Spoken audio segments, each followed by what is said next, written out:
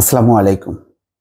বিএনপির অবস্থান নিয়ে নানা প্রশ্ন গণতন্ত্র মঞ্চের। বেশ কয়েকটি বিষয় নিয়ে বিএনপির কাছে গণতন্ত্র মঞ্চের নেতারা জানতে চেয়েছেন। যেমন জামাতকে এই আন্দোলনে সম্পৃক্ত করা হবে কিনা, যুগপৎ আন্দোলনে। আরেকটি বিষয় হচ্ছে ভারতীয় পণ্য বর্জন। সেই বিষয়ে পরিষ্কার একটি ধারণা পেতে চেয়েছেন। তবে বিএনপি নেতারা সব বিষয়ে একদম পরিষ্কার অবস্থান জানাননি। তারা বলেছেন যে তারা দলীয় পর্যায়ে আলোচনা করে সিদ্ধান্ত জানাবেন বা তাদের মতামত জানাবেন। যুগপৎ আন্দোলন নিয়ে বিএনপি বেশ কিছুদিন থেকে পর্যায়ক্রমে বিভিন্ন তাদের যে জোট সঙ্গী প্রায় 60 থেকে 62টা রাজনৈতিক দল যারা নির্বাচন বর্জন করেছিল তাদের সঙ্গে আলোচনা করছে যে ভবিষ্যতে তারা কোন পন্থায় আন্দোলন করবে।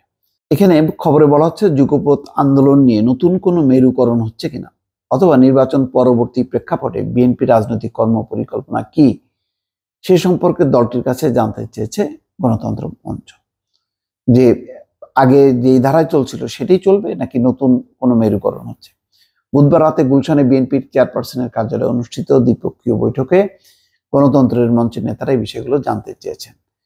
সূত্র জানাচ্ছে যে গতকাল সন্ধ্যা 7:15 থেকে 1.25 ঘন্টার বৈঠকে গণতন্ত্র মঞ্চের নেতারা মূলত 2-3টি বিষয়ে আলোকপাত করেন। এর মধ্যে যুগপৎ আন্দোলনের ক্ষেত্রে নতুন কোনো মেরুকরণ হচ্ছে কিনা তা জানার চেষ্টা করেন গণতন্ত্র মঞ্চের নেতারা। বিশেষ করে যুগপৎ আন্দোলনে জামাতি ইসলামীকে যুক্ত করা হচ্ছে কিনা সে বিষয়ে পরিষ্কার হতে চান গণতন্ত্র মঞ্চের নেতারা।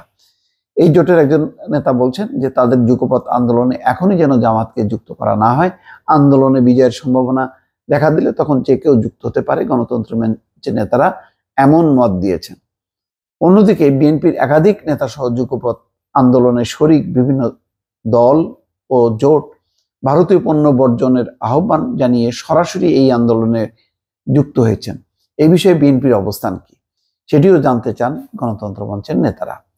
সূত্রগুলো বলছে বৈঠকে গণতন্ত্র মঞ্চের নেতারা বলেছেন বিএনপি বা যুগপৎ আন্দোলনের কোনো শরিক দলের নেতাদের ইন্ডিয়া আউট আন্দোলন বর্তমান ফ্যাসিবাদ বিরোধী মূল আন্দোলনকে ক্ষতিগ্রস্ত করবে। এতে মূল আন্দোলনকে লক্ষ্যচ্যুত করবে এবং ক্ষমতাসীনদের আরো সুযোগ করে দেবে বলে তারা মনে করেন।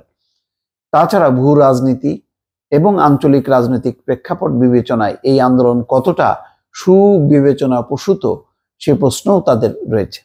এছাড়া বিগত আন্দোলনের সাফল্য ব্যর্থতা নিয়ে বিএনপি কোনো পর্যালোচনা বা মূল্যায়ন করেছে কিনা সে সম্পর্কে গণতন্ত্রের মঞ্চের নেতারা আলোচনা তোলেন। কারণ 7 জানুয়ারি নির্বাচনে এক সপ্তাহ পর 13 জানুয়ারি গণতন্ত্র মঞ্চের সঙ্গে বিএনপি শীর্ষ নেতৃত্বের বৈঠকে এই বিষয়ে আলোচনা হয়। এখন পর্যন্ত বিএনপি সেটা পর্যালোচনা করেনি। গণতন্ত্র মঞ্চের একাধিক নেতা জানান বিএনপির পক্ষ থেকে ধারণা দেওয়া হয়েছে যুগপৎ আন্দোলন নিয়ে নতুন কোনো মেরুকরণ হচ্ছে না। আর ইন্ডিয়া আউট আন্দোলনে যারা যুক্ত হয়েছেন সেটা তাদের ব্যক্তিগত বিষয়, সে বিষয়ে বিএনপির দলীয় কোনো সিদ্ধান্ত নেই। আচ্ছা, জুনায়েদ সাকি বলছেন যে বিগত আন্দোলন ও ভবিষ্যৎ পরিকল্পনা নিয়ে আমরা বিএনপির চিন্তা ভাবনা জানতে চেয়েছি, তারা দলীয়ভাবে আলোচনা করে আমাদের জানাবেন। বৈঠকে উপস্থিত ছিলেন মির্জা ফখরুল ইসলাম আলমগীর, বরকতুল্লাহ বুলু। অন্যদিকে ছিলেন নাগরিক ঐক্যের মাহমুদুর রহমান মান্না, বিপ্লবী ওয়ার্কার্স পার্টির সাধারণ সম্পাদক সাইফুল হক, গণসংহতি আন্দোলনের প্রধান সমন্বয়কারী জুনায়েদ সাকি, ভাসানী অনুসারী পরিষদের আহ্বায়ক শেখ রফিকুল ইসলাম, রাষ্ট্র সংস্কার আন্দোলনের প্রধান সমন্বয়ক হাসনাত কায়ুম ও জাতীয় সমাজতান্ত্রিক দল জাসদের সাধারণ সম্পাদক শহীদুদ্দিন মাহমুদ সহ জোটের নেতারা উপস্থিত ছিলেন।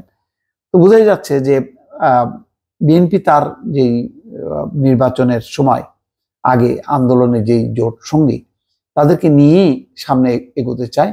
এটা ভালো যে জোটের মধ্যে ভাঙন ধরেনি, মতপার্থক্য হয়তো কিছু কিছু ক্ষেত্রে আছে, সেগুলো দূর করে যদি তারা সমন্বিতভাবে কর্মসূচি দিয়ে এগিয়ে যায় সেটা হয়তো গণতন্ত্রের জন্য ভালো হবে।